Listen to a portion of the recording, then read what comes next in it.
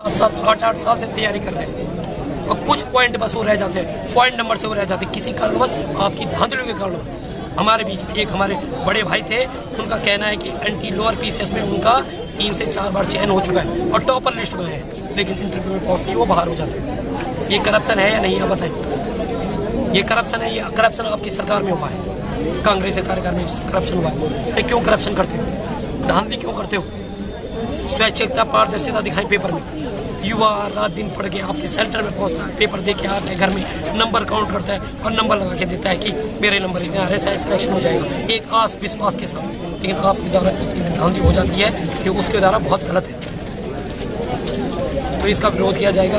अब मेरा सभी से अनुरोध, युवाओं से अनुरोध, कृपया सब एक हो जाए और सब कोचिंग सेंटर, जितने भी कोचिंग सेंटर, सभी संचालक महोदय से मेरा नम्र निवेदन, कृपया एक हो जाए, अन्यथा आपकी कोचिंग क्या कमा लोगे, क्या कमा लोगे, कितना कमा लोगे, नौजवान युवाओं का भविष्य अंधेरे में।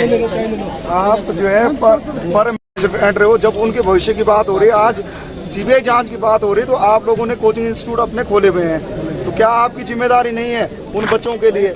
जब आप लाखों रुपए का जो है आप उनसे कमा रहे हो और आज की डेट में जब उनकी बात हो रही है तो आप लोग जो है कहीं मुँह छुपाए बैठे हो। मुझे पता है तमाम कोचिंग वाले करणपुर में, कल मैं बड़ा उदास हुआ, मैंने एलआई से पता करा, पूरे करणपुर में कोचिंग इंस्टीट्यूट खोले हुए हैं। क्यों भाई, क्या जरूरत है आपको कोचिंग इंस्टीट्यूट खोलने की? अगर आप लोगों को कल के दिन कमाई करनी है उन बच्चों से, तो एक बार हमदर्दी तो दिखाओ उन बच्चों के लिए है। और दूसरी चीज मैं सरकार और आयोग से कहना चाहता हूँ, जो पटवारी का पेपर है, इतने लोग विरोध कर रहे हैं कि पटवारी का पेपर अभी मत कराओ। क्या जल्दबाजी है आपको, क्या जल्दीबाजी है इस समय पेपर कराने की? पटवारियों की कमी पड़ गई प्रशासन में, पटवारियों की कमी पड़ गई, क्या पटवारियों की कमी पड़ गई प्रशासन में कि आप तुरंत पेपर करा रहे हैं? परसों आपने एक लॉलीपॉप और दिया है पुलिस के माध्यम से, आपने रिजल्ट जारी किया है, उसी दिन धरना हमारा शुरू होता है, जो कि एक जंतर मंतर का धरना था, जो जिसमें काफी भीड़ थी, काफी क्राउडेड देखने को मिली थी, लेकिन आपने उसी रात को पुलिस का रिजल्ट जारी करते हैं और एंटी लोअर पीसीएस की बहुत बड़ी धांधली है सर, बहुत बड़ी धांधली हुई। आपने फिर पुनः एक बार जेई की तरह आपने रिजल्ट प्रदर्शित किया है, जेई में आपने रोल नंबर दिए हैं पर उनकी कोई कट ऑफ नहीं दी गई है। बिना कट ऑफ के लड़का अपने को कैसे जान सकते कि मैं निकला हूँ? अब मेरिट कितने पे गिरी है, क्या पता चलेगा? पता है तो लॉलीपॉप ही है। जो जेई में जिन्होंने पेपर दिया, शायद 3220 लड़के थे, 3220वें लड़के में जिसका 20वां नंबर है वो कहाँ तक मान्य है बताइए? क्या पता वो आगे आ जाए? किस बेस पे आपने वो रिजल्ट दिया है? क्या अधिकारी लोग जो पढ़े लिखे लोग हैं मूर्खतापूर्ण व्यंग्य कस रहे हैं क्या हम पे? हम भी पढ़ चुके हैं सर, मैं आपको ये बताना चाह रहा हूँ कि हमने भी कोचिंग संचालन कर दिया है, हमने पढ़ा चुके हैं और पढ़ चुके हैं। मेरा आपसे अनुरोध, कृपया इस तरह का व्यंग्यपूर्ण युवाओं के साथ न कसे। आने वाली पीढ़ी आपकी भी होगी, आपके भी बच्चे होंगे, वो भी कोचिंग संचालन करेंगे, कोचिंग में पढ़ेंगे। याद रखिएगा आप, प्रकृति परिवर्तनशील है, पेड़ पे फल भी लगते हैं, पत्ते भी आते हैं, फूल भी आते हैं और झड़ते भी हैं। प्रकृति एक जैसी नहीं रहती है, याद रखना। मैं आपको अपने माध्यम से बताना चाह रहा हूँ, तमाम मीडिया जो हमारे सहकर्मी है, मीडिया के माध्यम से जो मीडिया रात दिन हमारे साथ है खड़ी है, उन मीडिया से भी कृपया अपनी मीडिया की तरफ से पारदर्शिता दिखाएं।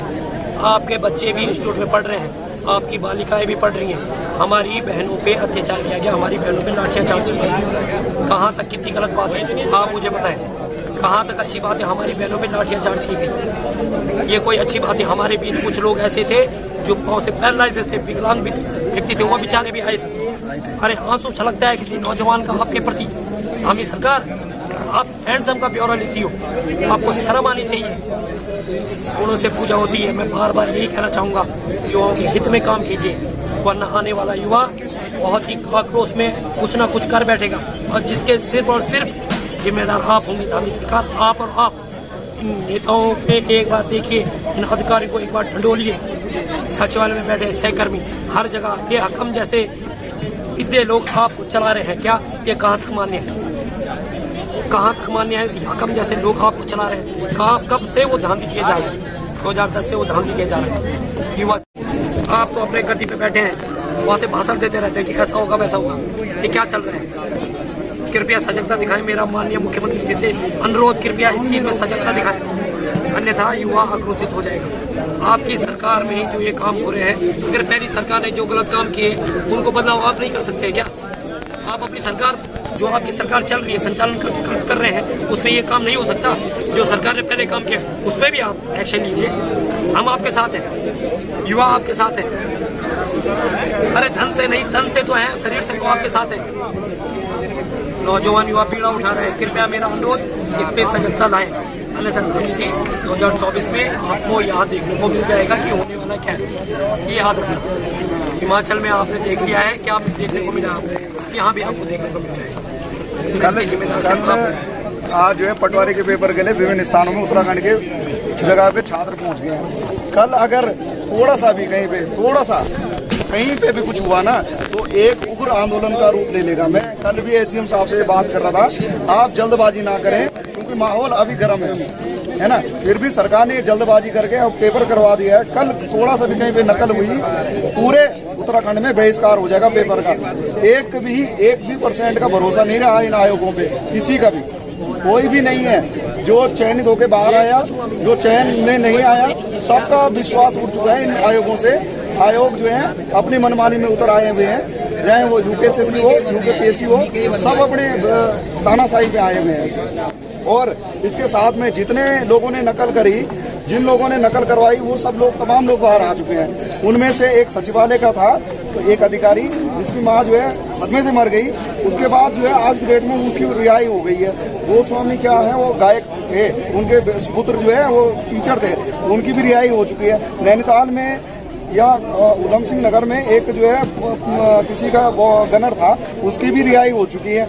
लगभग तमाम जितने लोग थे जो आरोपी थे वो धीरे धीरे करके कोर्टों से छूटते जा रहे हैं। अब उन लोगों को जब तुम छोड़ रहे हो तो ये नकल विरोधी कानून उन पे लागू नहीं हो रहा, तो उसका करना क्या है? इसका जो है आप सब्जी बनाओ वहाँ पर घर में, ठीक है। आपके बच्चे फुटबॉल मैच देखते हैं, फीफा वर्ल्ड कप, आप उन्हें दिखा रहे हो, उनकी फोटोएं लगा रहे हो, कभी उनका जो है जनेऊ संस्कार कर रहे हो। पूरे उत्तराखंड में जो है बधाइयाँ मट रही है। यहाँ गरीब का बच्चा जो है, हम लोगों ने दिवाली में बच्चे को सोने की पालकी पे सुलाने वालों और दूसरे के बच्चों को रोड पे भगाने वालों, तुम्हारी दुर्दशा होना तय है। हम नहीं, ऊपर वाला देख रहा है, तुम्हारी दुर्दशा होना तय है। खुद के बच्चों को सोने की पालकी पे सुलाते हो और दूसरे के बच्चे रोड पे घूम रहे हैं, बेरोजगार युवा रोड पे घूम रहे हैं। अपनी मांगों के हित के लिए अगर काम करें तो क्या गलत कर रहे हैं? क्या गलत कर रहे हैं आप मुझे पता है। बेरोजगार युवा क्या करें? इतने आस और सपने लेके वो देहरादून में आया है कि मैं कहीं पढ़ूंगा, लिखूंगा और तब जाके मैं एक छोटी सी नौकरी कर पाऊंगा, अपने परिवार को चलाऊंगा। जिसके पीछे सारे भाई बहनें पड़े हैं, अपनी बहनों की शादी करनी, लेकिन आपको नहीं, आपको भ्रष्टाचार से मुक्त नहीं होना, आपको सिर्फ भ्रष्टाचार देश की स्वतंत्रता है। आप मानिए, नौजवान युवा कहीं बिखर ना जाए और आक्रोशित होकर कुछ भाई के बारे में पूछे तो आप उनके बारे में देखो जी, उनके बारे में तो ऐसा है, उन पर लगा रखिए 307, आप मर्डर का केस बना रखा है, उसमें तो आपने 307 लगा दिया। और जो बंदा पुलिस वाला किसी बच्चे के सर में मार रहा है, खून निकाल दिया, उस पर आप कुछ नहीं कर रहे। ऐसा क्यों? 407 उस पर लगाओ ना, जो डंडे से मार रहा है। और जो बेचारा शांत स्वभाव से बैठा हुआ है उसको आप उठा के दे, 407 लगा दिया। ऐसा क्यों? हमारे बड़े भाई बॉबी पवार को 300 धारा तहत जेल में डाल दिया जाता है। आप मुझे ये बताओ कहाँ तक ये अच्छा है? एक बॉबी पवार जो बेरोजगारों के युग के लिए लड़ रहा है, उसको आप 300 धारा लगा के जेल में डाल देते हैं। धन्य हो जिस उस माता को जिसने उन्हें जन्म दिया, बॉबी पवार जैसे बड़े भाई को जन्म दिया। और हम उनके ऋणी आजीवन भर रहेंगे, क्योंकि उन्होंने जो ये एक कमेटी गठित की है और एक युवाओं को एक समेटने का काम किया है, मैं उन्हें तहे दिल से हार्दिक अभिनंदन और वंदन करता हूँ और हैट्स ऑफ करता हूँ कि आपको और आपके भगवान माता, भारत माता आपकी जय जयकार होगी हर जगह। जॉन सर पावर का एकमात्र चक्राता क्षेत्र से एक बहुत अच्छे व्यक्ति बॉबी पवार, अगर आप ये सोच रही सरकार कि एक बॉबी पवार को लेके आपने जेल में डाल दे तो ये आपकी निंदनीय छोटी सोच है। हर घर में एक बॉबी पवार निकलेगा, हर जगह एक बॉबी पवार निकलेगा, ये मैं कहता हूँ। हर जगह निकलेगा एक बॉबी पवार, क्योंकि अपने हक की लड़ाई के लिए युवा को बोलना आ गया है कि वो शिक्षित है, आपकी तरह अशिक्षित नहीं है। आप जैसे लोग कम एजुकेशन लेके उस गद्दी पे बैठे हैं, आपको शर्म आनी चाहिए। आपकी अगर एजुकेशन खंगोली जाए तो सारे विधायक अनपढ़ निकलेंगे। आपको तय है, हमें पता है 2008 में आपके द्वारा कौन सा शिक्षा मंत्री बनाया गया है और जिसकी एजुकेशन कितनी है आपको पता है। अगर उनके प्रमाण पत्र आपको पता है कौन है वो, नाम 8वीं पास है, पता है आपको शिक्षा मंत्री आपका 8वीं पास हुआ है। आपको शर्म आनी चाहिए। जिस प्रदेश का शिक्षा मंत्री 8वीं पास हो, उस देश की प्रदेश की जनता क्या करेगी बताइए आप। जिसका 8वीं पास हो क्या करेगा बताइए। शर्म आनी चाहिए, हम ये शर्म कीजिए। और मेरा आपसे अनुरोध, पुनः इस चीज में विचार कीजिए। एक चीज बोलना चाहूँगा, जब कल मेरे को न्यूज कोई पोर्टल था उसके माध्यम से पता चला, इन्होंने 14 दिन की रियासत में बॉबी पवार जी को भेज दिया है, ठीक है। जब हाकम सिंह ऐसे चोरों के पीछे जिनकी वकीलों की फौज खड़ी होती है, कल यहाँ गुपचुप रूप में यहाँ पे सुनवाई हुई और उनको भेज दिया गया। कहाँ वो वकील थे? उन्होंने क्यों नहीं उनका बचाव करा? आज कहाँ है वकीलों की फौज? चोरों के पीछे तो पूरी वकील की फौज लग जाती है। यहाँ पे पूरा बार काउंसिल कर खड़ा था कि हम आपके साथ हैं, कैसे इन्होंने उनको जेल भेज दिया।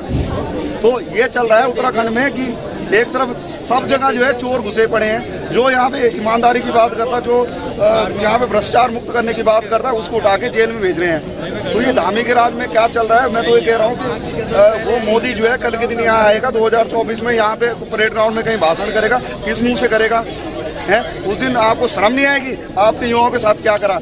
जो लड़का जो भी वहाँ पे नेतृत्व कर रहा था उसको उठा के, हम लोग तो बचे, हम लोगों को ये था कि ऊपर से माँ बापों का प्रेशर था, इस वजह से हम साइड हट गए, नहीं तो हम लोगों को भी उठा के जेल में ले जाते वो लोग। पर हम लोगों ने थोड़ा उस समय हम लोग किनारे हो गए, नहीं तो सबको, जितने लोग वहाँ पे थे बैठे हुए, उनको गाड़ी में भर भर के इन्होंने ले गया। तो उन्होंने क्या गंदा काम करा? बॉबी पवार ने क्या गलत काम करा? आप लोगों ने उनके साथ उसके पिछली रात को बदतमीजी करी, उनको जबरन उठा के वहाँ से यहाँ से एकता विहार ले गए। लड़कियों को जो है लेडीज पुलिस नहीं थी, उसके बावजूद आपको किसने अधिकार दिया? रात के 12 बजे जो है आपने लड़कियों को शराब पी रखी थी और उनकी चुटिया खींच के आपने ले गई। और आज तक ये कोई भी अधिकारी, जितना उत्तराखंड के जितने भी बैठे हुए सचिवालय में बैठे हुए पुलिस के अधिकारी, उनका जवाब नहीं आ रहा इस पे कि उस कार्रवाई का क्या करना चाहिए। मुख्यमंत्री ने उस दिन रात को 12 बजे एक कमेटी गठित करी। अच्छा, चोरों की जहाँ चोरी करेंगे क्या? आयोगों में भी यही चल रहा है, कमेटियां बिठाई जा रही है। चोरी ये ऐसी कहावत है कि जैसे दूध की रखवाली जो है बिल्ली को दे रहे हैं। आज जो है, अच्छा क्या कर लेंगे? एक अधिकारी को सस्पेंड कर देंगे, उसके लिए उसको बोलेंगे शिमला मनाली घूम के आ उस दिन, और उसके बाद कुछ नहीं है। किसी को पकड़ के इन्होंने केस ऐसे बंद कर दिया जी, मामला ठप हो गया। अभी भी यही चाह रही है कि एक बच्चों को पकड़ के ये मामला दफन कर दें। ऐसा नहीं होने वाला, युवा जाग चुका है, साफ और सीधी बात है। और मैं यही कहना चाह रहा हूँ, जिन बंदों का सिलेक्शन पुलिस में हो रखा है, ठीक है जी, आप सोच सकते हो लड़कों की सीटें 1300 है, लड़के निकाल रखे 2300। ये नहीं है पता कौन बाहर होगा, उसमें 64 नंबर वाला भी बाहर हो सकता है, 60 नंबर वाला भी फेसबुक के माध्यम से पुलिस वालों को बधाइयाँ दी जा रही हैं। कांग्रेचुलेशन बेटा, कांग्रेचुलेशन भाई। अबे मुझे ये बताओ, तुम्हारा नंबर आ रखा है वो किस बेस पे आ रखा? ये जो सुन रहा है पुलिस वाला, मेरी बात सुनो मेरे भाई, तेरा नंबर अगर 2300 है तो कौन सा नंबर है तेरा? तेरा नंबर पड़ेगा? कहीं नहीं पढ़ सकता। मेरिट बनती है नंबरों के हिसाब से, मेरिट बनती है ऊंच और नीचे के हिसाब से। आप बताएं आपका नंबर कहाँ है? नंबर आ रखे हैं और क्या तय है कि आपके नंबर उतरे हैं, उसके बाद आपके नंबर उतने नहीं है तो आप तो नहीं निकलेंगे। आपको बताइए, लेके हम बैठे पड़े हैं, हम जेईई में सिलेक्शन हो, लेकिन नहीं हो रहा हमारा सिलेक्शन। हम सिर्फ कागजों तक सीमित हैं, जिस कागज को इन्होंने क्या कमी। यहाँ देखो, हम कोर्ट कचहरी में यहाँ ना जाने कितने कागज रद्दी के भाव बिक रहे हैं। रद्दी के भाव हम कोर्ट कचहरी में इसलिए आए थे कि यहाँ न्याय मिलेगा, न्याय का मंदिर है यहाँ हमारे साथ वकील, लेकिन आज वकील भी नहीं दिख रहे, लेकिन चोरों की फौज।